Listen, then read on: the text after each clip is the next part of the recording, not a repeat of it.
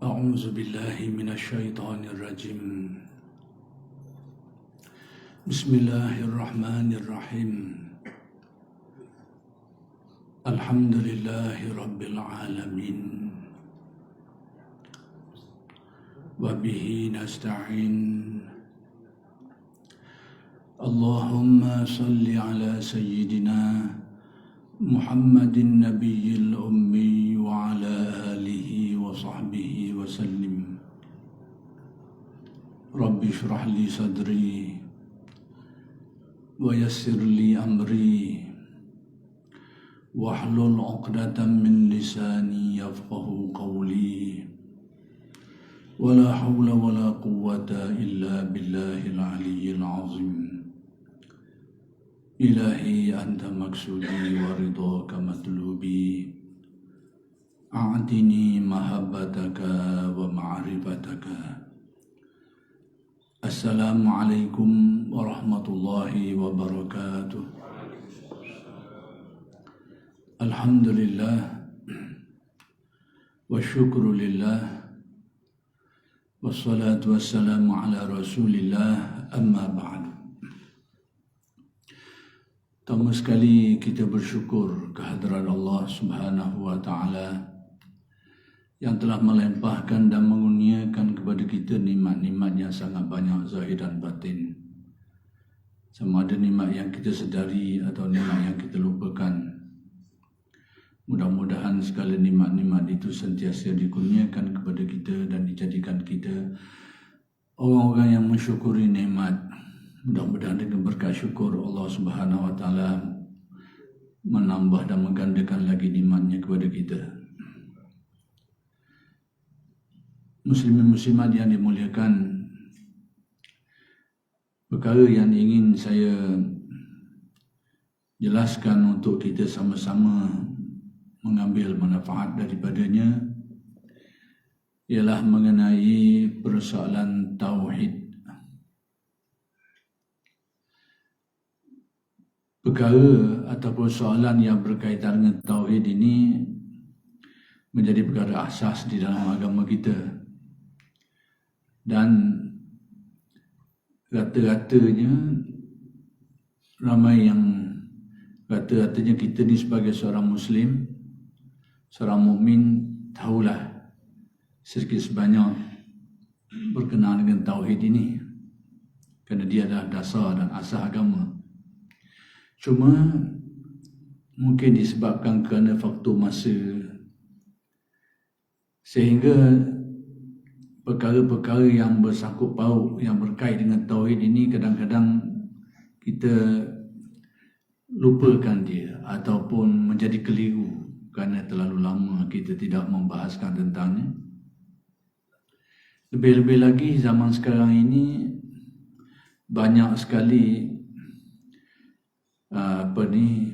huraian-huraian, penjelasan-penjelasan yang sebahagiannya berkait dengan persoalan tauhid ini, tetapi ada unsur-unsur yang kadang-kadang menimbulkan kekeliruan. Maka sebab itu saya melihat perlu untuk kita kembali ataupun mengulang kaji balik, ulang balik persoalan-persoalan yang berkaitan dengan tauhid ini supaya perkara itu menjadi jelas dan tidak mudah kita ini diragukan ataupun dikelirukan oleh golongan-golongan yang tertentu yang mungkin ada tujuan-tujuan yang tersendirilah. Baik, apa sebenarnya yang dimaksudkan dengan tauhid? Baik, sebelum itu saya nak menjelaskan bahawa tauhid ini adalah tunjang atau dasar kepada agama kita. Sebab itu setiap orang yang ingin masuk kepada agama Islam ini, ingin menjadi Muslim, kekuncinya adalah bersyahadah. Dan salah satu di antara komponen penting syahadah itu adalah syahadah atau penyaksian perakuan tentang ketauhidan Allah, yaitu asyhadu an la ilaha illallah. Jadi aku menyaksikan ataupun aku naik saksi bahawa tidak ada Tuhan yang sebenar-benarnya melainkan Allah. Jadi perakuan tentang ketauhidan Allah ini adalah merupakan bahagian yang paling penting dalam syahadah, yang dituruti dengan perakuan tentang kenabian Nabi Muhammad sallallahu alaihi wasallam, wa asyhadu anna Muhammadan Rasulullah. Jadi kita sebagai umat Nabi Muhammad ini ataupun umat manusia yang berada selepas perutusan Nabi Muhammad sallallahu alaihi wasallam ini, maka syahadahnya itu terkait dengan syahadah perakuan tentang kenabian Nabi Muhammad. Adapun umat-umat yang terdahulu, orang Islam yang sebelum Nabi Muhammad sallallahu alaihi wasallam, syahadah mereka itu pada bahagian pertama sama. Mereka juga menyatakan penyaksian bahawa tidak ada Tuhan yang sebenar-benarnya melainkan Allah. Cuma syahadah kerasulan itu adalah menurut zaman masing-masing. Kalau zaman Nabi Isa, Nabi Isa lah. Kalau zaman Nabi Musa, Nabi Musa lah sebagai rasulnya. Tetapi komponen paling penting dalam syahadah adalah pengakuan keyakinan kita. Kita menyatakan bahawa kita meyakini hakikat bahawa tidak ada Tuhan yang sebenar-benarnya melainkan Allah. Itulah tauhid. Jadi dia merupakan dasar agama, tunjang agama, kunci kepada agama. Bahkan itu juga adalah kunci kepada penghujung kehidupan setiap manusia. Perakhiran hayat kita ni biarlah berakhir ikut itu juga. Kalau dia bermula di situ, maka berakhir pun kena ikut itu juga. Kalau keluar daripada dunia ni tak ikut saluran tu, maka celakalah kita.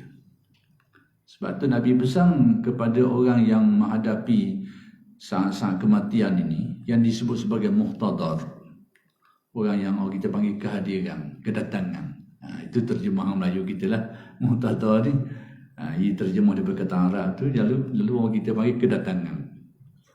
Jadi maksudnya keadaan sakratul maut, orang yang berada dalam keadaan sakit yang boleh membawa kepada kematian. Apa yang Nabi ajar kepada kita? Nabi suruh laqinu mautakum la ilaha illallah. Ajar orang yang akan menghadapi kematian itu, ajar dia, ingatkan dia dengan kalimat tauhid ini, iaitu la ilaha illallah. Jadi sebab apa Nabi suruh ajar benda tu, tidak suruh ajar benda lain? Sebab itulah yang paling penting pada waktu tu. Antara hidup dan mati ni, perkara penyambung paling penting dia tu, kekunci paling penting ni untuk melepasi tu, kalimat tauhid itu. Sebab tu Nabi suruh kita ajar yang tu, tak suruh ajar kalimah lain. Kerana itulah yang paling diperlukan oleh orang yang sedang menghadapi kematian. Laqinu mautakum la ilaha illallah. Ajarkan dia, orang yang nak mati itu, kalimat la ilaha illallah, iaitu intipati dia, saringan ataupun makna umum dia, tidak ada Tuhan yang sebenar-benarnya melainkan Allah. Jadi pengetahuan tentang ketuhanan itu, apa yang sudah dipelajari lah sebelum itu. Cuma semua itu terkumpul dalam kalimat tauhid la ilaha illallah. Orang nak mati, kita tak suruh lagi dah ajar sifat 20. Sifat 20 tu ngaji masa hidup ni. Nak faham. Dia ajar wujud, kedang, bakar. Dia ajar nak mati. Pening orang mati. Kali tak mau sebut tu. Itu bukan waktunya. Waktu hidup ni kita belajar. Semua itu pun kita belajar sifat 20 tu untuk memahamkan kita tentang la ilaha illallah. Itu kalimatnya. Kesimpulannya duduk di situ. Kita belajar ilmu tu untuk faham dia tu. Ucapannya la ilaha illallah. Itu yang Nabi pesan. Bahkan Nabi beri jaminan. Nabi beri jaminan sesiapa yang mengakhiri hayat, mengakhiri kehidupan dia dalam ketauhidan ini, maka jaminan, terjamin syurga dia tu. Jamin syurganya. Bila Nabi sebut man kana akhiru kalamihi la ilaha illallah dakhala al-jannah. Sesiapa yang di akhir kalam dia yakni penutup kehidupan dia tu, akhir sekali tu. Berakhir kehidupan dia, lalu menghadapi kematian atas landasan la ilaha illallah, maka Nabi kata dakhalal jannah. Kalau kita amati ungkapan Nabi ni, kita akan faham rahsia apa yang Nabi sebut tu. Orang yang mengaji bahasa Arab mungkin dia tahu. Tapi kalau mengaji bahasa Arab saja, tak cukup lah, kena mengaji balaghah juga. Kalau kita terjemah dakhalal jannah ni, kalau kita terjemah bahasa kita hari ni, telah pun masuk syurga. Sudah masuk syurga. Tapi hakikat sebenarnya tak lagi, baru mati baru. Baru alam barzah baru. Syurga tak lagi. Tapi kenapa Nabi sebut dakhalal jannah? Sudah masuk. Itu adalah rahsia takbir bahasa Arab. Iaitu untuk menjadikan litahakkuk, bahasa Arab panggil litahakkuk al-wuqu'. Yang ni nak menyatakan pasti, jamin dia akan masuk syurga. Seolah-olahnya dia masuk dah. Itu kalimat Nabi sebut. Kana akhiru kalamihi la ilaha illallah dakhalal jannah. Jamin syurganya. Jadi demikianlah kalimat tauhid ini. Tentang kepentingannya itu sangat pentinglah. Maka sebab itulah mengucapkan kalimah la ilaha illallah ni, itulah zikir yang paling afdal. Kerana apa? Kerana dia mengembalikan kita, mengingatkan kita kepada hakikat tauhid. Maka kerana itu mengucapkan kalimah ini ataupun berzikir dengan kalimah ini, dia antara zikir yang paling afdal. Di mana ada riwayat Nabi menyebut afdalu ma qultu ana wan nabiyyuna min qabli la ilaha illallah. Yang paling utama yang aku ucapkan, kata Nabi, dan diucapkan oleh nabi-nabi sebelumku. Berarti sepanjang sejarah kenabian bermula Nabi Adam sampai Nabi Muhammad, kalimat yang paling afdal yang diucapkan oleh mereka ni ialah la ilaha illallah. Kenapa? Kerana dia mengembalikan kita kepada tauhid yang merupakan perkara yang paling penting dalam keyakinan kita. Baik, apa artinya tauhid? Tauhid secara mudahnya iaitu keyakinan. Keyakinan iaitu kita meyakini tentang keesaan ketuhanan Allah tu. Kalau kita terjemah dengan makna kita yakin bahawa tidak ada Tuhan yang sebenar-benarnya melainkan Allah. Hanya Allah, tidak ada yang lain lagi. Kita yakin bahawa tidak ada Tuhan selain Allah. Selain daripada Allah Ta'ala ni tak ada dah. Hanya dia saja Tuhan yang sebenar-benarnya. Itu intipati tauhid. Yakni keyakinan kita tentang keesaan ketuhanan Allah. Itu makna mudah bagi tauhid. Tapi ulama-ulama kita telah membahagikan dalam menghuraikan hakikat tauhid ini. Mereka telah membahagikan kepada beberapa bahagian, supaya kita ni dapat menghuraikannya dengan baiklah. Pertama sekali mereka sebut sebagai tauhid zat. Yang kedua tauhid sifat. Yang ketiga tauhid asma. Ada yang menyebut asma, ada yang tidak menyebutnya kerana dianggap sudah mencakupi, sudah ada belakang. Yang saya sebut jugalah tauhid asma. Yang keempat tauhid af'al. Nah, kalau nak setengahnya menambah selagi dipanggil tauhid uluhiyah. Uluhiyah. Itu kepelbagaian lah. Ada yang sebut 3 je. Tauhid zat, tauhid sifat, tauhid af'al. Itu asah 3. Jadi tambahannya ada yang menambah tauhid asma. Yang tidak menambahnya bukan berarti mereka menolak asma, tapi mereka melihat asma ni nama. Bila sebut nama ni, dia menunjukkan pada makna.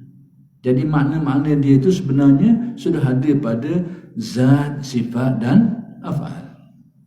Sebab tu setengah mereka itu tidak menyebut tauhid asma. Kenapa?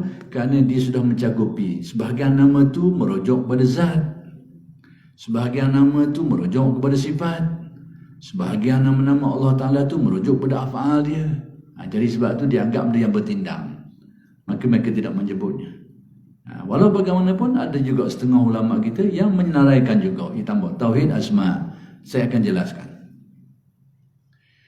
Demikian juga yang satu lagi tu tauhid uluhiyah, dengan erti mengesahkan Allah pada pengabdian diri kita. Ada yang tidak menyebutnya, bukan berarti mereka menganggap benda itu tidak ada. Tidak. Yang tidak menyebutnya itu atas mereka menghuraikan bahawa Tuhan yang memiliki keesaan pada zat, pada sifat, pada af'al dia itu, itulah Tuhan yang berhak untuk disembah. Tidak ada Tuhan yang lain lagi dah. Sudah ada di situ dah. Maka sebahagian mereka itu tidak menyebut lagi tauhid uluhiyah. Kerana atas kefahaman Tuhan yang memiliki sifat inilah yang berhak untuk disembah. Tidak ada kepada yang lain lagi. Cuma setengahnya tu mungkin nak menjelaskan lagi perkara ni, maka ditambah tauhid uluhiyah. Jadi jangan keliru lah. Kenapa ada sebut 3 je? Tauhid zat, tauhid sifat, tauhid af'al. Ada setengah tambah asma, tambah ni. Kemudian sedikit tambah uluhiyah. Seperti tambahan-tambahan ini untuk menjelaskan makna. Yang menyebut 3 dalam huraian mereka itu sudah merangkumi 2 tadi itu.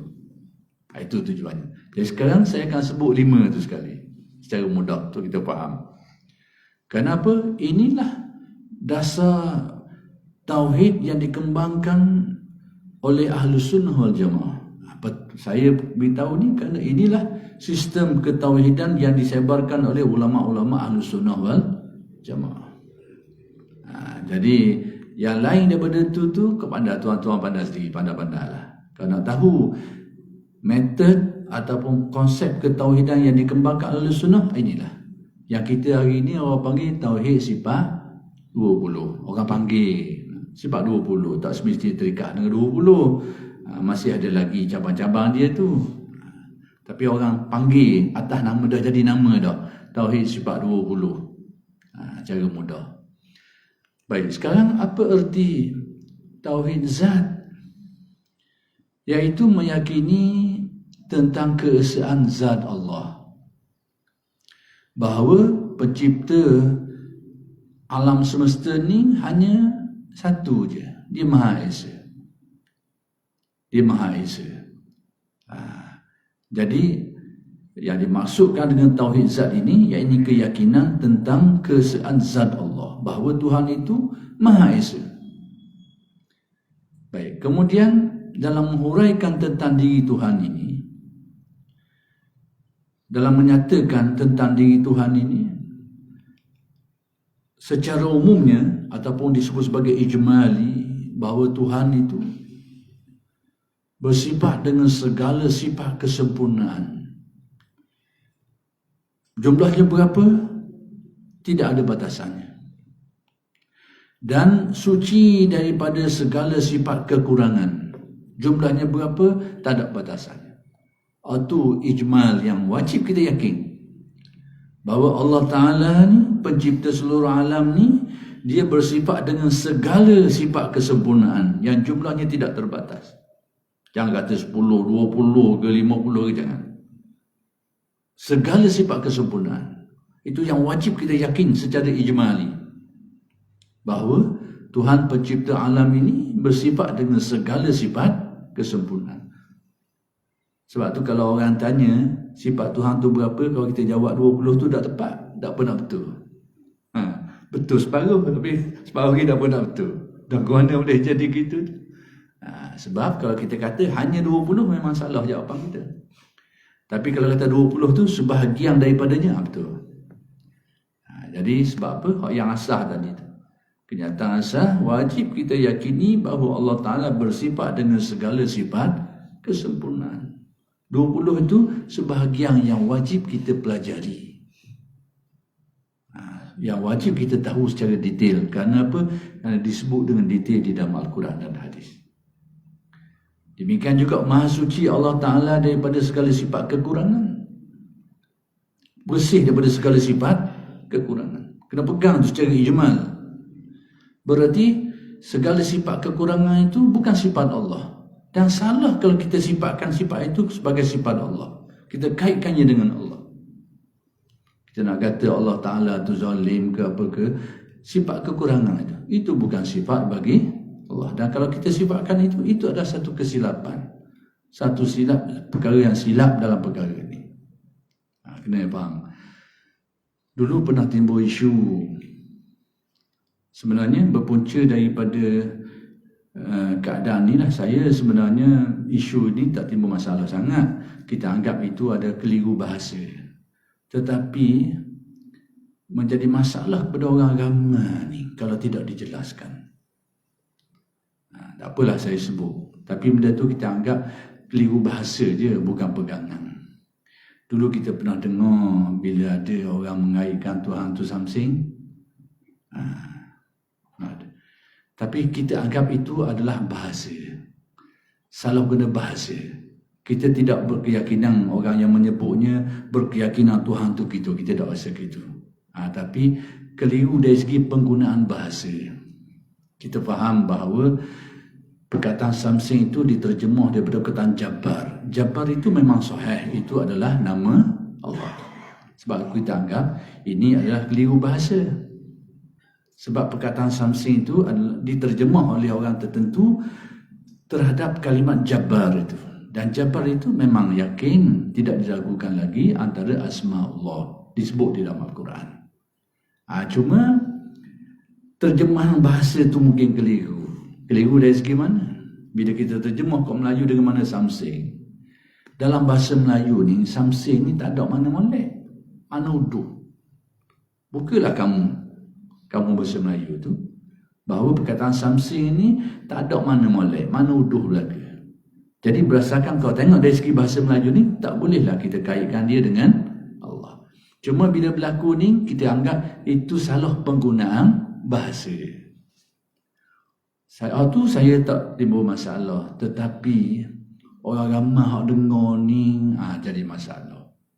Orang ramai yang dengar ni. Jadi saya ada pengalaman sekali, kita pernah berkuliah sepentah dengan seseorang. Dan dia mengulas perkara ni secara yang mengelirukan. Apa dia kata? Dia kata, tak ada masalah. Ada Tuhan lah tu. Nak buat apa-apa. Kan dia boleh buat apa saja kan. Itu tu bahaya tu. Pegang gitu tu. Sebab tu asal saya kata tadi, kena pegang kemah ijmali. Bahawa kita wajib yakin Allah Ta'ala bersifat dengan segala sifat kesempurnaan. Dan maha suci daripada segala sifat kekurangan. Maha suci. Tak boleh menisbahkan sifat-sifat yang ada mana-mana kekurangan ni. Jadi masalah pada orang lain. Dan kita dengar yang itu. Dia kata, nak Tuhan nak jadi something apa, kau ada dia. Dia macam raja. Dia buat banding dengan raja pula dah. Macam raja dia kata. Raja tu nak langgar lampu merah, siapa dia nak tahan dia tu. Dia buat banding dengan gitu. Tak boleh buat banding dengan gitu. Maksudnya, sekalipun Allah Ta'ala boleh nak berlaku zalim, tapi dia sendiri beritahu dia tak akan jadi zalim. Laisa bizallamin lil abid. Dari segi boleh, memang dia boleh buat apa saja, tapi dia beritahu dia ni suci daripada segala sifat kekurangan. Subhanallah yang kita sebut semua tu. Subhanallah, subhanallah tu. Dan banyak ayat Al-Quran yang menyebut subhanallah tu, apa erti dia? Berarti mensucikan Allah daripada segala sifat kekurangan. Tuhan sendiri beritahu dia tu bersih daripada segala sifat kekurangan. Jadi kalau kita buat analogi tu silap. Kalau dia lah, dia nak buat guna, dia nak jadi jahat ke apa ke, dia boleh kuasa.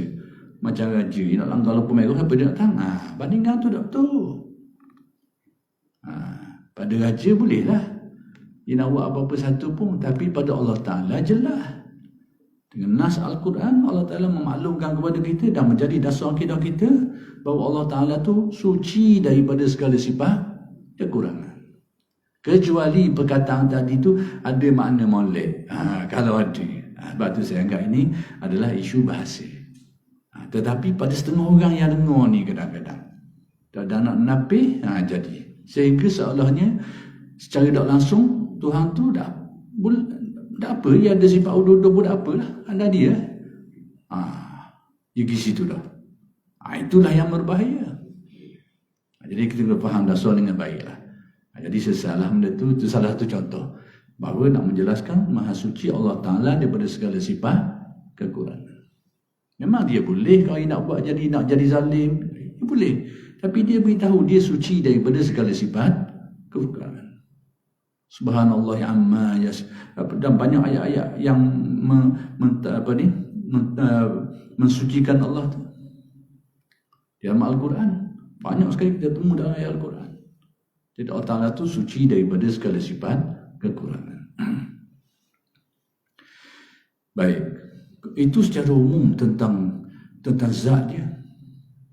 Dia bersifat dengan segala sifat kesempurnaan dan suci daripada segala sifat kekurangan. Kemudian dijelaskan di dalam Al-Quran secara yang lebih khusus tentang diri Tuhan ini,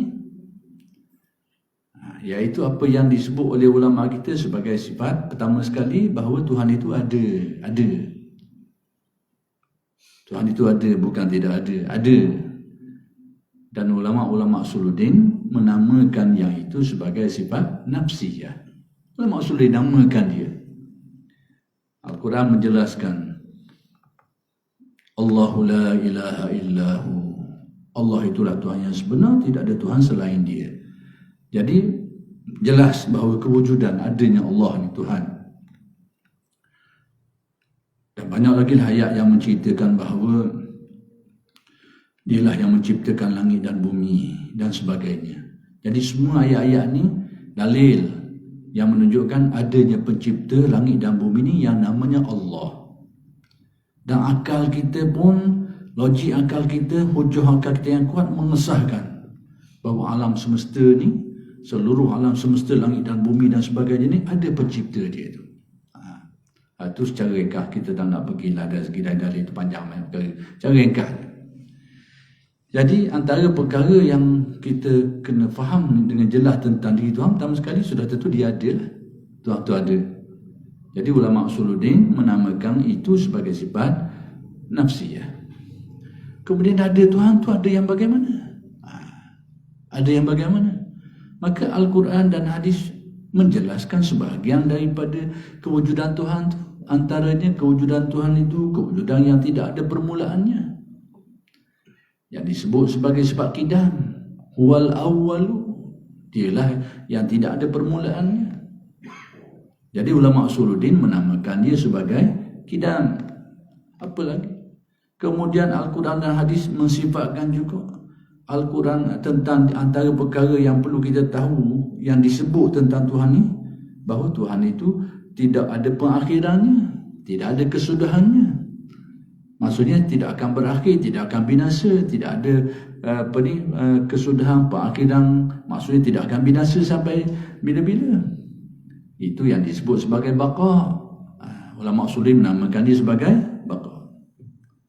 Jadi wal awwalu wal akhiru, dialah yang maha kekal, dialah yang maha qadim yang tidak ada permulaan, dan dialah yang maha kekal. Dan kemudian apa lagi yang dijelaskan Al-Quran, bahawa Allah Ta'ala itu tidak berhajat kepada apa jua pun. Dalam kewujudan zat dia tidak berhajat kepada pencipta. Dalam apa yang dia lakukan itu, dia tidak berhajat kepada pembantu, tidak berhajat kepada apa jua pun. Yang itu ulama Usuluddin namakannya sebagai qiyamuhu binafsi. Banyak ayat Al-Quran menyebut wahwal ghaniyul hamid, dialah yang maha kaya, yang maha terpuji. Dan banyak lagi ayat-ayat yang menyebut tentang sifat bagi diri Tuhan itu, bahawa dia tidak bergantung kepada yang lain. Jadi ulama Usuluddin menamakannya itu sebagai qiyamuhu binafsi.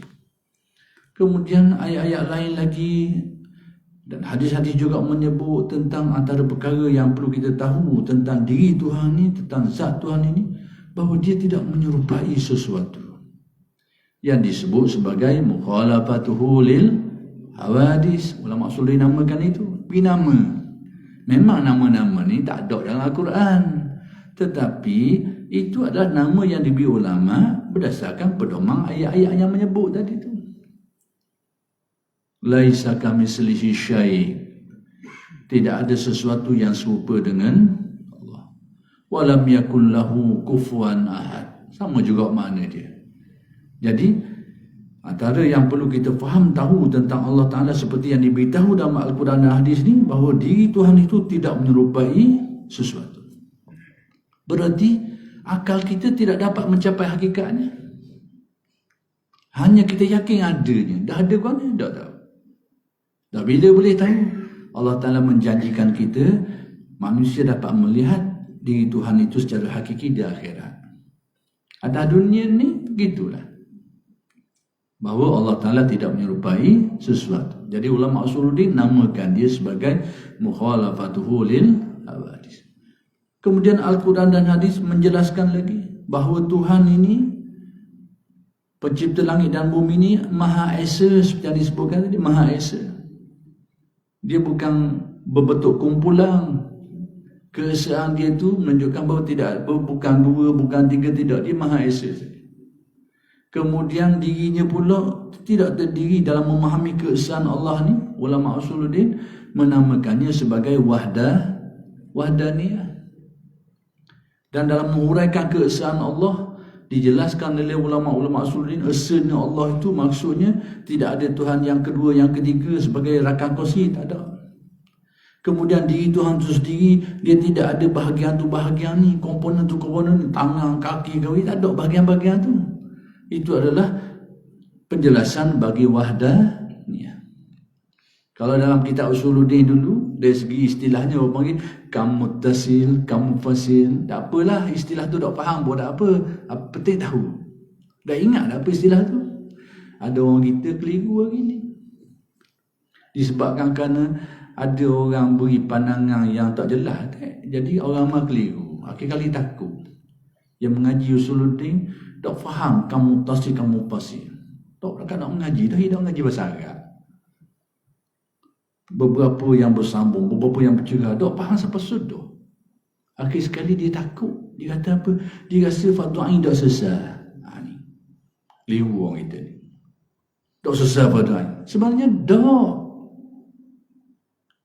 Istilah tu bukan perkara yang wajib kita ingat tu. Yang penting kita faham tak? Keesaan Allah Ta'ala tu kan. Esa dia tu maksudnya tak ada Tuhan yang kedua, yang ketiga. Atau panggil kamu fasih. Dah ingat istilah tu dah apa, tapi faham dia tu.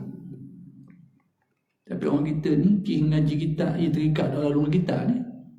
Ngaji tak faham, pandang dah habis pada orang yang kuat ni. Akhir kali dia ragu, akidah aku ni betul tak ni. Ni. Saya dengar banyak rungutan orang ngaji dah tak faham, dah mana pada orang saya lepas dah. Takut dia. Masalah kita asal. Masalah asal. Lepas tu taraf rendah sekali fardu ain. Fardu ain pun rasa gogeh dah ni, dah ke mana ni nak mati esok sekarang ni. Kekeliruan ni. Ni keliru ni. Yang penting dia faham dah benda tu. Dia tahu dah. Istilah itu adalah istilah ilmu. Tapi orang kita ni bila tak faham istilah ilmu tu, yang jadi masalah. Yang menyebabkan yang jadi nak belajar fardu ain dalam bab Usuluddin ni sebenarnya masa pendek, ia tak perlu masa panjang. Kalau masa panjang tu masa ngaji kitab. Kalau payah tu payah ngaji kitab. Kitab kita tu ditulis dengan tulisan yang payah, huraian yang payah, kaedah ilmu yang payah. Waktu payah je kitab tu payah. Keperluan yang diperlukan untuk orang yang tahu akidah ni tidak sesusah itu. Sinilah tempat orang kita keliru. Dan kita banyak dengar rungutan orang Padang dah. Jadi kita asah kali tu, kita kita akidah asah risalah tauhid. Tapi risalah tauhid tu tak mudah juga tu. Tapi tak faham juga tu. Orang ni kira rendah kali, agak ibarat rendah lah tu. Tak faham juga ni, dah mana ni. Akhir sekali bimbang dah, Padang dah. Aku ni mana ni. Ni bahaya. Jadi apa payah tu kita. Jadi ada pula orang kita dah habis ni dah sesat tu. Ada pula tambah pasien tu sekali lagi. Lagi dah habis ni lagi tu dah sesat. Ni satu hal lagi ni. Jadi perkara tu faham tu. Kalau kita faham jelas asas-asas dia tu. Jadi meyakini keesaan Allah, bahawa tidak ada Tuhan itu Maha Esa, berarti tak ada Tuhan yang kedua, Tuhan yang tak ada, tidak ada lebih daripada satu. Dan diri Tuhan itu sendiri pula, dia bukan jenis berkomponen, maksudnya ada bahagian tu bahagian ni, ada luar, ada dalam, ada atas, tak ada. Faham itu cukup lah. Dia akan balik kepada asal mukhalafatuhu lil hawadis. Faham keesaan Allah. Jadi itulah yang itu tadi, qidam, baqa, mukhalafatul lil hawadis, qiyamuhu bi nafsi, wahdaniyah. Semua sifat-sifat tu ulama-ulama usuluddin kita menamakan dia sebagai sifat salbiyah. Nama.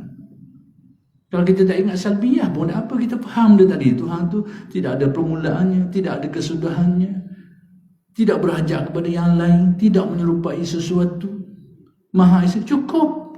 Sekalipun tidak ingat benda panggil larak tu, tidak ingat, tak ada jadi masalah. Tapi ingat tu lebih teguh lah dah pengajiannya. Cuma dah ingat. Itu saya kata.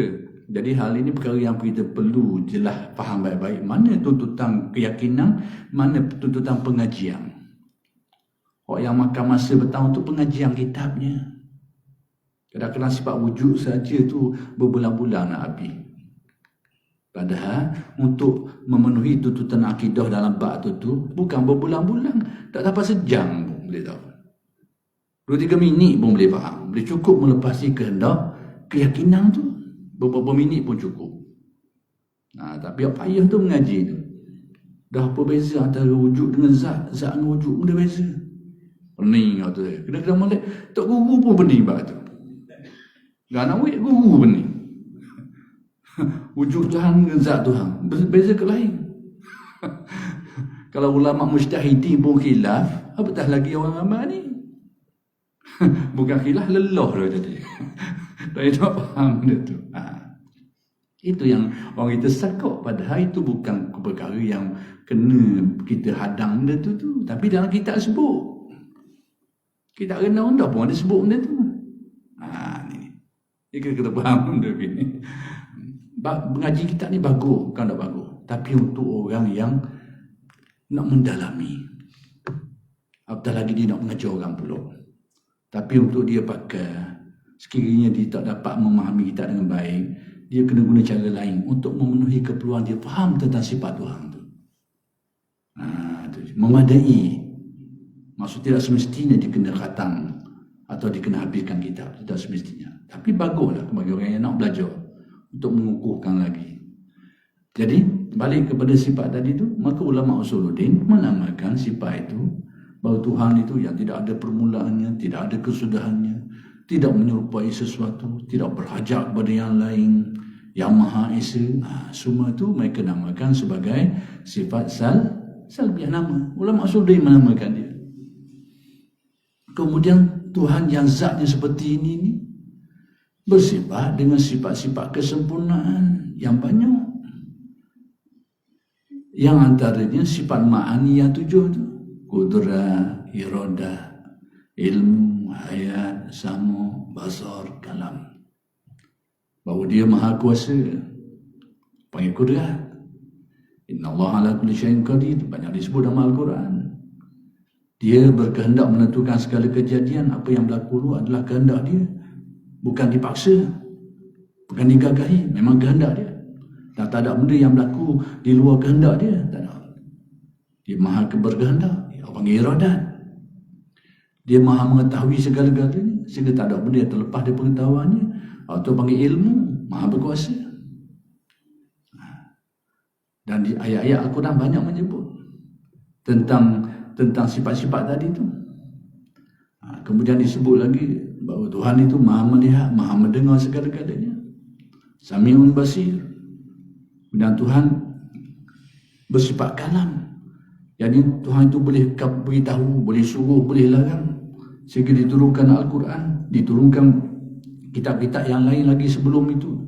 Taurat, Zabur, Injil. Itu menunjukkan Tuhan itu bersifat kalam. Jadi Tuhan itu boleh suruh, boleh beritahu, boleh larang, boleh menjanjikan. Itu maksud Tuhan itu bersifat kalam. Tapi bagaimana Tuhan itu berkalam? Laisa kamitslihi syai'. Jelas macam tu. Maka sifat-sifat itu sebahagian daripada yang wajib kita tahu, yang ulama usuluddin namakan dia sebagai sifat ma'ani. Jadi ada pun sifat ma'nawiyah itu setengah ulama menganggapnya tak apalah, kita tak jelas tu pun tak apa, padang dengan sifat 13 tu je. Setengah ulama tu kerana ma'nawiyah ni sebenarnya berkait dengan sifat ma'ani tu. Dan kita tak nak jelas benda di sini sebab saya nak jelas tentang tauhid sikit lagi. Jadi bila kita berbahagian tauhid yang pertama ni, iaitu meyakini keesaan zat Allah. Zat Allah yang bagaimana? Yang bersifat tadi. Qidam, baqa, mukhalafatul hawadis, qiyabul nafsi wa adannya. Antara sifat-sifat yang perlu kita faham tentang diri Tuhan. Kemudian bahagian yang kedua, tauhid sifat. Panggil tauhid sifat. Iaitu apa arti tauhid sifat? Kita meyakini keesaan Allah pada sifat-sifat tadi itu. Bahawa tidak ada yang maha kuasa melainkan Allah. Tidak ada yang berkehendak menentukan segala kejadian melainkan Allah. Tidak ada yang mengetahui segala-galanya melainkan Allah. Tidak ada yang melihat dan mendengar segala-galanya melainkan Allah. Tidak ada yang maha hidup yang secara hakikinya melainkan. Tidak ada yang bersifat kalam secara hakikinya melainkan Allah. Maka itu dinamakan sebagai tauhid sifat. Meyakini keesaan Allah pada sifat-sifat kesempurnaannya. Dan 7 itu adalah sebahagian yang perlu kita tahu. Kita kena ingat bahawa sifat-sifat kesempurnaan Allah Ta'ala itu tidak terbatas jumlahnya. Cuma 7 tu kita kena tahu. Lagipun yang 7 itu menurut ulama, kenapa dibilang 7 saja? Kerana 7 tu dianggap ummahat, dianggap ibu. Orang lain-lain itu duduk bawah dia belaka. Sebab tu ulama usuluddin menyenaraikan 7 saja. Kerana dianggap sebagai ibu, induk. Induk dia. Orang lain-lain itu duduk bawah dia. Jadi itu bahagian tauhid yang kedua, kita meyakini tentang keesaan perbuatan, keesaan sifat-sifat Allah. Sifat-sifat ma'ani tadi. Yang ketiga iaitu tauhid af'al. Apa arti tauhid af'al? Meyakini bahawa segala apa yang berlaku pada makhluk ini, pelakunya, pembuatnya itu hanyalah Allah. Daun jatuh ke, rambut gugur ke, hidup dan mati, senang susah, kaya miskin, tercipta atau tidak, bergerak atau diam, dan segala apa yang berlaku pada makhluk ni, semua makhluk ni, apa-apa berlaku pun, hakikat sebenar yang melakukan semua itu hanyalah Allah secara hakikinya. Itu orang panggil tauhid af'al.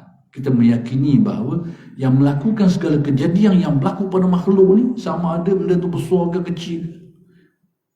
Hak kecil gerakkan semut, gerakkan terbang lalat, lipas nyamuk. Benda besar-besar pula iaitu gerakkan gunung ganang, tsunami, matahari, bulan bintang dan sebagainya. Semuanya itu penggerak pelaku segala kejadian itu saja, iaitu Allah. Hakiki sebenarnya. Bahawa semua itu berlaku adalah dengan ketentuan daripada Allah, dengan kekuasaan Allah, kehendak Allah, ketentuan Allah. Itu maksudnya. Jadi hal itu orang panggil tauhid apa? Berarti urusan rezeki. Orang ni dapat rezeki, orang ni dah dapat, orang ni boleh banyak, boleh sikit. Sakit dan sehat dan sakit, orang ni sehat, orang ni sakit, orang ni sakit teruk, orang ni sakit ringan. Dan semua apa yang berlaku tu, hakikat sebenar ni, perbuatan ni, pelaku dia tu hanyalah Allah. Itu dinamakan tauhid af'al. Baik, kemudian bahagian yang keempat sebagai tambahan itu orang panggil tauhid asma, keesaan nama-nama Allah. Bagi yang tidak menyenaraikannya, kerana mereka lihat nama-nama ni sebahagiannya menunjukkan kepada zat. Al-Qadir, Al-Muqtadir, ataupun Al-Muqtadiru, Al-Qadir, Al-Muqtadiru, itu menunjukkan pada sifat. Ar-Razzaq, Rizki, Al-Muhyi, Al-Mumit menunjuk pada af'al. Al-Wahidu yang Maha Esa menunjuk pada zat. Jadi nama-nama ni sebahagiannya menunjukkan kepada zat, sebahagian menunjuk kepada sifat, sebahagian menunjuk kepada af'al. Sebab itu sebahagian kita sebut tauhid asma ni. Tetapi ada juga seorang ulama menyenaraikan juga tauhid asma. Baik, bagi yang menyenaraikannya tu, apa erti tauhid asma? Iaitu kita meyakini keesaan bahawa yang berhak untuk dinamakan dengan nama-nama al-asma' al-husna ni secara hakikinya hanyalah Allah. Yang berhak dengan nama tu Ar-Razzaq, yang Maha memberi rezeki. Yang berhak untuk dinamakan Ar-Razzaq secara hakikinya hanyalah Allah, tak ada lain dah. Al-Muhyi, yang menghidupkan.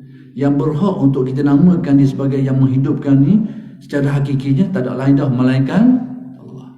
Itu maksud tauhid al-asma.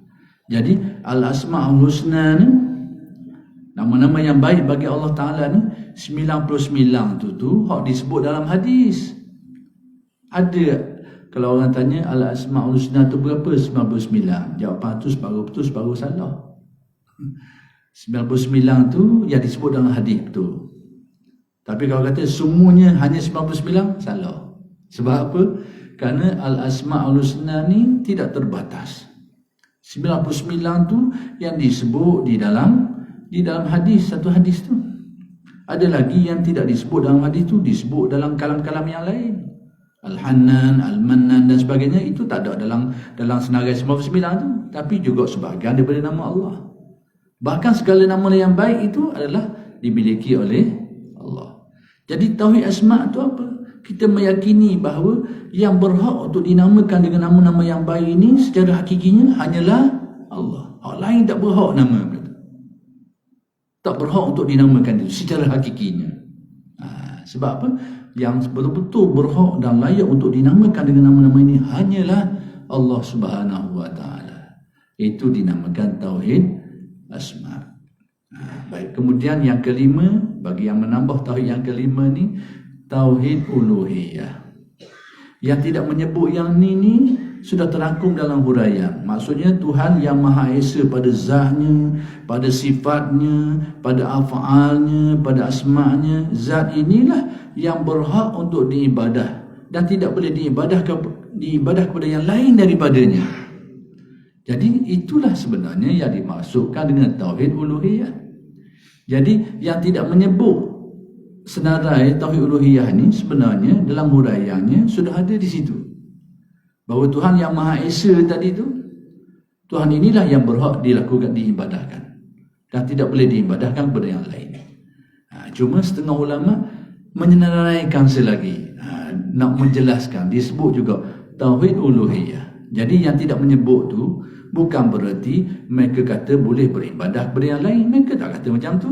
Cuma mereka jelaskan Tuhan yang Maha Esa tadilah yang berhak untuk diibadahkan. Tidak ada lain lagi yang berhak untuk diibadahkan. Adapun yang menyenaraikannya ni adalah untuk memudahkan. Lalu mereka namakan sebagai tauhid uluhiyah. Apa arti tauhid uluhiyah? Iaitu meyakini keesaan Allah pada ibadah, untuk diibadahkan. Maksudnya yang berhak untuk disembah dan diibadahkan hanyalah Allah, tidak ada yang lain lagi.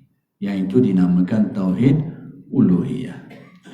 Jadi inilah secara mudah tauhid yang dikembangkan oleh Ahlus Sunnah wal Jamaah. Tauhid Ahlus Sunnah wal Jamaah. Cuma hari ini kita dengar ada satu pembahagian tauhid lagi yang hari ini banyak ditulis dalam buku-buku dan ada banyak digunakan oleh ramai orang lah, iaitu orang panggil tauhid 3 serangkai. Tauhid rububiyah, tauhid uluhiyah dan tauhid al-asma' wa sifat. Tauhid ini bukan gaya Ahlus Sunnah. Siapa yang nak belajar cara itu, lah sila. Cuma saya nak beritahu, tauhid gaya Ahlus Sunnah bukan gaya macam tu. Yang dipercayai, tauhid ini mula dikembangkan oleh Syekh Ibn Taymiyah. Dan selanjutnya dia telah dimasyhurkan lagi, disebarluaskan lagi oleh beberapa generasi selepas tu oleh Syekh Muhammad bin Abdul Wahab, yang orang yang dikenali hari ini, orang yang dinisbahkan kepadanya gerakan Wahabiyah. Itu tauhid itulah yang mereka pakai. Jadi ada pun dalam aliran Ahlus Sunnah wal Jamaah sejak dari dulu sampai sekarang, mereka pendekatan tauhid mereka adalah seperti yang saya sebut tadi, tauhid zat, tauhid sifat, tauhid asma, tauhid af'al. Dan kalau tambah tadi tauhid uluhiyah tadi itu. Apa beza ni? Banyak perkara. Adalah. Jadi dan saya tidak berkesempatan untuk menjelas panjanglah. Cuma saya nak beritahu salah satu daripada apa yang tidak dapat diterima oleh orang yang belajar tauhid Ahlus Sunnah, orang panggil sifat tauhid 20 ni, berkenaan dengan tauhid 3 serangkai ni. Ada beberapa perkara yang tidak diterima oleh orang yang mengaji tauhid secara tauhid sifat 20 ni. Ada beberapa, bukan semua perkara, pada beberapa perkara. Satu saja saya nak sebut malam ni, sesuai dengan masa ni dah. Salah satu di antara aspek yang orang-orang yang belajar tauhid sifat 20 ni ataupun tauhid Ahlus Sunnah wal Jamaah ni yang dikembang oleh Asy'ariyah dan Maturidiyah ni, antara isu yang mereka tidak dapat terima dalam ajaran yang ada dalam tauhid 3 serangkai ini adalah apabila mereka ni menyatakan bahawa orang-orang musyrikun dulu adalah mereka itu juga ahli tauhid. Mereka kata mereka juga ahli tauhid, tetapi tauhid rububiyah. Mereka hanya rosak tauhid uluhiyah. Maksudnya apa benda? Orang musyrikun dulu mereka ada akidah keyakinan yang betul terhadap Allah Subhanahu Wa Taala. Rosak mereka ni sebab mereka beribadah kepada yang lain saja. Tauhid rububiyah mereka betul. Salah mereka, rosak mereka pada tauhid uluhiyah, ibadah dia. Keyakinan dia kepada Tuhan, rububiyah tadi tu, pada mereka ni, mereka agak betul. Mereka ni ahli tauhid. Cuma bahagian rosaknya, ibadah. Dia menyembah yang lain. Jadi, kenyataan ini tak dapat diterima oleh orang yang belajar tauhid sifat 20. Dan dilihat bercanggah dengan nas Al-Quran dan hadis. Orang-orang yang menyatakan, golongan yang menyatakan orang musyrikun tu ahli tauhid, mereka berdalilkan kepada firman Allah.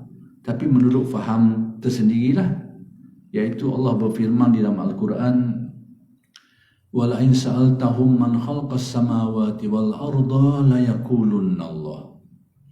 Sekiranya kamu tanya mereka ni, siapa mereka? Orang musyrikun. Orang musyrikun dulu. Yang sembah berhala, yang sembah itu dan ini, orang dulu kala tu. Macam-macam lah, sembah bintang pun ada, sembah berhala pun ada. Dan orang syirik yang terdahulu, musyrikun dulu. Jadi sekiranya kamu tanya mereka, siapa yang menciptakan langit dan bumi? Mereka akan jawab, Allah.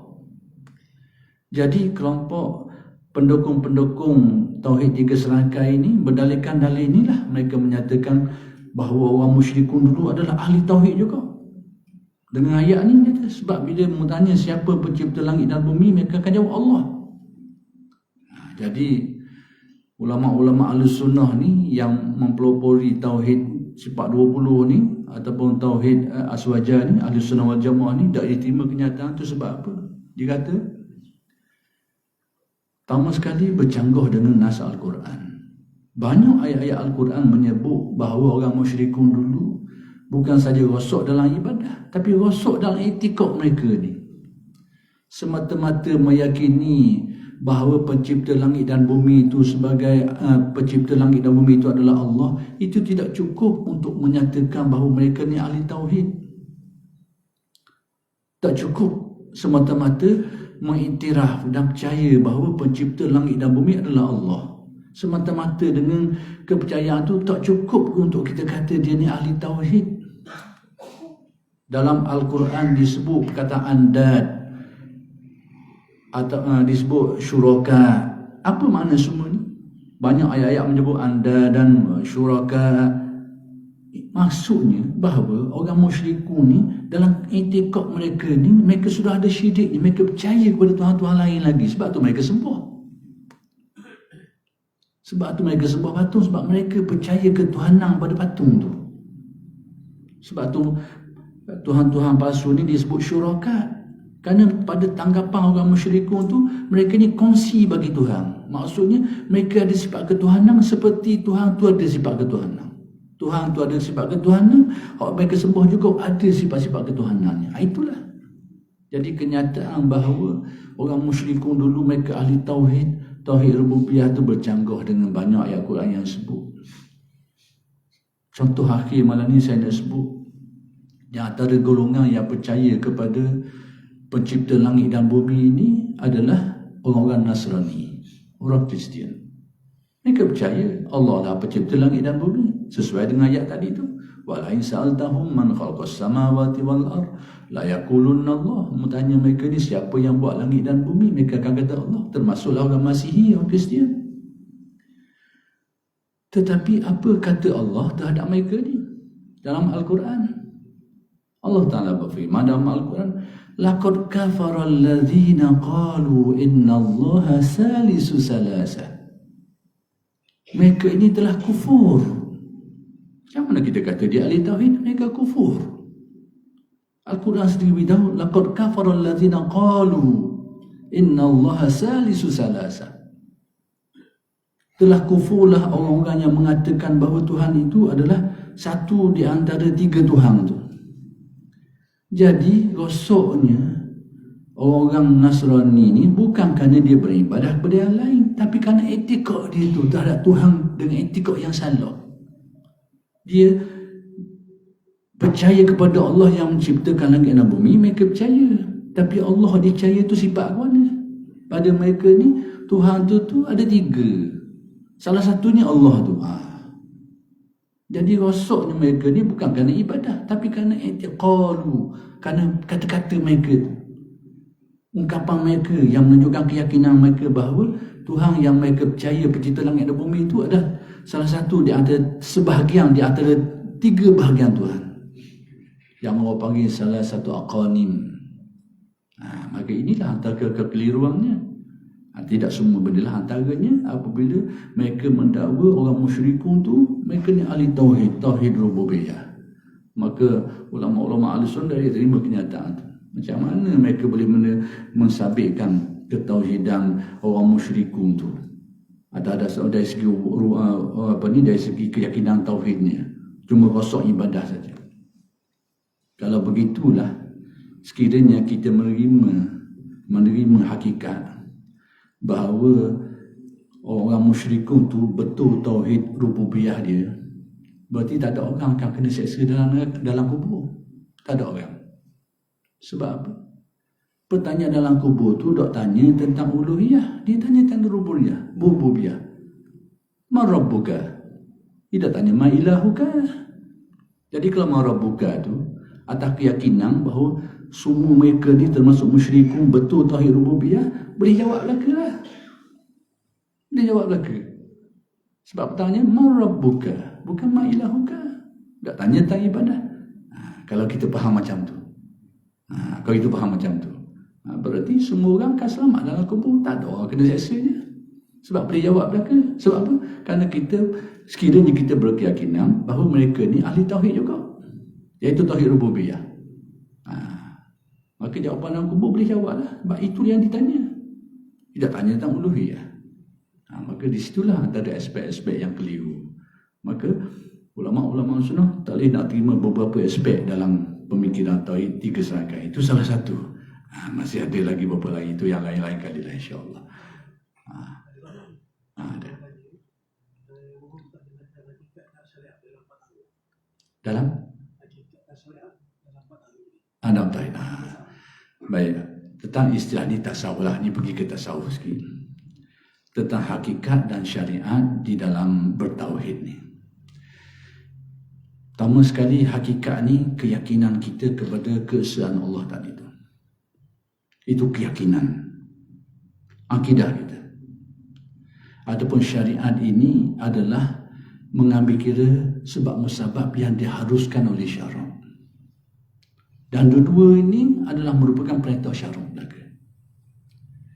Jadi hakikat ni, iaitu kita meyakini, contohnya dalam contohnya hakikat ni dia luas. Salah satunya hakikat tentang keesaan Allah pada kudratnya contohnya. Iaitu kita meyakini tidak ada yang maha kuasa melainkan Allah. Memang tak ada lain dah yang maha kuasa yang boleh melakukan sesuatu perkara itu secara independen melainkan Allah saja. Tak ada selain daripada itu. Itu hakikat. Adapun syariat, sebab berkejadian. Allah Ta'ala menjadikan kejadian ni memang hakikatnya dengan kudrat dia. Tak ada kudrat yang lain. Tetapi Allah Ta'ala mengatur alam ini dengan hikmah dia itu, maka dikaitkanlah dengan sebab musababnya. Sebab musabab tu orang panggil syariat. Sebab musabab tadi tu. Jadi orang yang bertasawuf yang hak, seperti yang disebut oleh Imam Malik, faman jama'a bainahuma faqad tahaqqaqa. Sesiapa yang mengumpulkan antara dua perkara, antara syariat yang zahir dan hakikat yang batin, inilah hak betul jalan dia. Maksudnya dalam keyakinan hati dia tetap ada keyakinan yang tidak goncang, tidak ragu sedikit pun bahawa tak akan berlaku sesuatu perkara itu melainkan dengan kehendak dia, melainkan dengan kuasa dia. Dia tak akan pandang lagi dah pada kudrat yang lain. Tetapi sebagai orang yang hidup atas dunia ini, yang hidup di alam syahadah, yang ada undang-undang sebab musabab, maka dia ambil kira undang-undang sebab musabab itu sekadar-kadarnya. Sekadar-kadar yang menjadi perkiraan sebab musababnya. Sekiranya sebab musabab itu sudah tidak ada lagi, dia akan balik pada asal keyakinan bahawa tidak akan berlaku satu perkara itu melainkan dengan kekuasaan dia. Itu antara syariat dan hakikat. Jadi hakikat itu keyakinan kepada hakikat tauhid. Syariat ini memikir sebab musababnya. Bila syariat zahir ini contohnya dalam bab rezeki, contohnya lah, kita yakin bahawa tidak ada yang memberi rezeki melainkan Allah. Itu cabang tauhid afal. Cabang tauhid afal. Adapun sebab pada rezeki macam-macam lah. Dia bekerja, kerja pula macam kerja makan gaji, kerja berniaga, sebab dia. Sebab pada rezeki. Tapi hakikat sebenar rezeki itu adalah semata-mata dengan kekuasaan Allah. Kehendak dia, kekuasaan dia, ketentuan dia, kurnia dia dan macam-macam lagi lah. Jadi sebab musabab ni sebab. Orang yang lurus perjalanan dia, dia ada keyakinan tu. Tapi dalam masa yang sama, dia ambil kira sebab musabab. Beza dia kat mana? Apabila dia dapat sesuatu, dia mengusahakan sesuatu, dia dapat. Dia tak akan sombong. Sebab apa? Dia balik pada hakikat bahawa yang memberi rezeki ini adalah Allah. Sekalipun dia berusaha jadi kaya raya, dia tak akan jadi sombong. Kerana dia balik pada hakikat asal bahawa semua ini tak akan dapat kecuali dikurniakan oleh Allah. Kemudian kalau dia berusaha tak dapat, cakap nak cari tak dapat, dia tak akan kecewa, dia tak akan putus asa. Sebab apa? Dia balik kepada asal bahawa tidak mengurniakan ini melainkan itu antara hakikat dan syariat. Dan kemudian dicari sebab musabab. Tiba-tiba tak ada dah nampak sebab musabab. Dia tetap tenang, dia tetap tenteram. Kenapa? Kerana balik kepada keyakinan asal bahawa tak akan berlaku satu perkara itu melainkan dengan kekuasaan Allah. Berbeza dengan orang yang tak ada hakikat ni. Bila dia hilang sebab musabab, dengan diri dia pun hilang. Dia hilang pedoman. Tak ada hakikat ni, bila tak ada sebab musabab, dia hilang pedoman. Akhir sekali ambil jalan sikap. Terjun gaung lah, bunuh diri lah, lampau barang-barang macam-macam. Itu orang yang pedoman. Kemudian selagi yang khusus sikit dalam bab syariat hakikat, ada setengah orang yang Allah Ta'ala kurniakan jazbah. Ini saya sebut yang kaya tambah panjang tangan lah sebab dia rasa kurang sesuai. Orang yang Allah Ta'ala kurniakan jazbah sehingga keyakinan dia terhadap hakikat itu menjadi terlalu kuat, sehingga memadamkan kewarasan akal dia ni. Ada kalanya orang ni dia bertindak pelik sikit, dah ikut undang-undang sebab musabab. Ini pada dia tak apa, pada orang ramai dah boleh ikut. Orang ramai jangan ikut pasal dia ni. Contohnya bila Allah Ta'ala beri ke dia keyakinan bahawa kalau Allah Ta'ala kehendaki atas air aku boleh berjalan, dia bagi keyakinan semata-mata kuasa Allah, dan dia berjalan dan boleh jadi boleh. Orang lain jangan ikut. Sebab bukan kelah dia. Orang Allah Ta'ala beri keyakinan yang bulat macam ini, maka banyaklah perkara yang aneh berlaku pada dia. Tapi orang yang kelah dia lah. Jadi kalau kita ikut dia ni, tak boleh nak ikut pasal dia tu. Dia mendapat keyakinan bahawa rezeki ni daripada Allah Ta'ala ke mana-mana pun. Sehingga terlalu kuat keyakinan dia tu, sehingga dia terpadang sebab musabak. Dah ambil kira dah sebab musabak. Sehingga dia jangan dapat berkhabar dia. Jangan ikut pasal dia. Sebab kita bukan kelah dia. Tapi dia tu, duduk kelah dia tu tak apalah. Dan kita akan tengok banyak rezeki-rezeki yang aneh yang akan dapat ke dia nanti. Itu bagi jazbah. Tapi itu untuk orang yang mengalami keadaan tu macam tu ya. Pada dia luruh, pada kita salah ikut cara dia tu.